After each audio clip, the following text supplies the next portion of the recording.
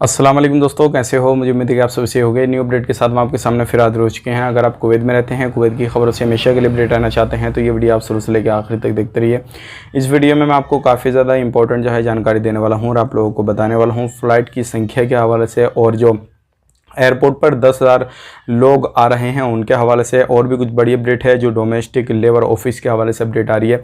तो चलिए फिर बिना देरी के वीडियो शुरू करते हैं। लेकिन उससे पहले मैं आपको बता देता हूँ, चैनल पर हमारे पहली बार आए हैं, चैनल को सब्सक्राइब करें और साथ ही साथ बेल आइकन ज़रूर प्रेस कर दें ताकि हमेशा आपको इसी तरीके से अपडेट मिलती रहे और आप हमेशा हमारे साथ में जुड़े रहें। तो सबसे पहली अपडेट की तरफ बढ़ते हैं। जो बड़ी अपडेट आ रही है निकल के, जितने भी कुवैत में अभी फ़्लाइट आ रहे हैं जा रहे हैं किसी भी कंट्री से, लाइक ज़्यादातर 3 कंट्रियों का ज़्यादा नाम लिया जा रहा है। इंडिया, पाकिस्तान, श्रीलंका, फिलीपीन वगैरह, ये वगैरह जो भी अभी ज़्यादा डोमेस्टिक वर्कर जहाँ से चलते हैं, इंडिया का ख़ास करके उसमें नाम आ रहा है।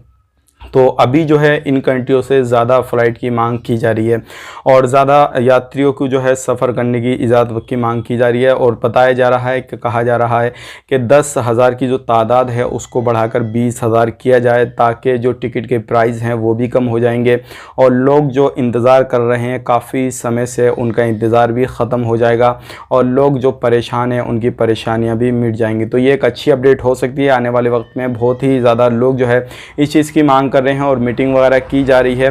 तो आने वाले वक्त में, पिछली मीटिंग में तो कोई भी इस पर कोई भी डिसीजन नहीं लिया गया, लेकिन आने वाले वक्त में हो सकता है बहुत ही जल्दी इस पर कोई ना कोई डिसीजन ले लिया जाए और लोगों को एंट्री के लिए ज़्यादा जो एयरपोर्ट पर आ रहे हैं 10 से 20,000 कर दिए जाएँ। और जाहिर सी बात है, जब लोग ज़्यादा आएंगे एयरपोर्ट पर, फ्लाइट ज़्यादा चलेगी तो ऑटोमेटिकली वो टिकट के प्राइस गिर जाएंगे और आसानी से आप कुवैत में एंट्री कर सकेंगे। दूसरी अपडेट आ रही है निकल के, वो आ रही है डोमेस्टिक लेबर के ऑफिस के हवाले से। जैसे कि आपको मालूम है चेकिंग वगैरह काफ़ी ज़्यादा चल रहे हैं फ़िलहाल में।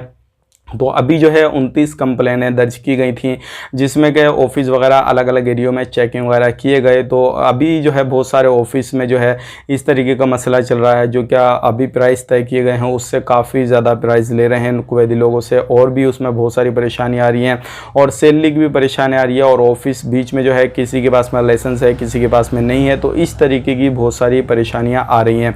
तो ऐसे ऑफिसों को कुछ को अभी एक बार जो गलती की उनको माफ़ कर दिया गया है और कुछ जुर्माना डाल के छोड़ दिया गया है और कुछ के जो केसेस है वो आगे डाले गए हैं कोर्ट में। अब कोर्ट भी उनको जुर्माना फाइल वगैरह जो भी रहेगा, उनका लाइसेंस वगैरह कैंसिल करेगा, वो कोर्ट तय करेगा। तो ये एक बड़ी अपडेट थी, सोचा आप लोगों तक शेयर की जाए। अगर आप कहीं से भी काम कराना चाहते हैं या फिर अभी फ़िलहाल में कुवैत के अंदर रहते हैं तो आप देख लीजिए, कोई भी परेशानी आ रही है तो ज़रूर आप इंडियन एम्बेसी को भी कॉन्टैक्ट कर सकते हैं, या फिर आप अपने कफिल वगैरह या ऑफिस वगैरह जहां आपको लगता है जेन्युइन है तो आप वहाँ भी कंप्लेन कर सकते हैं। तो ये थी 2 बड़ी खबरें। उम्मीद करता हूँ वीडियो पसंद आएगा। मिलेंगे किसी नेक्स्ट वीडियो में, तब तक के लिए आप अपना ख्याल रखें, अपनी फैमिली वालों का ख्याल रखें। Take care, bye bye.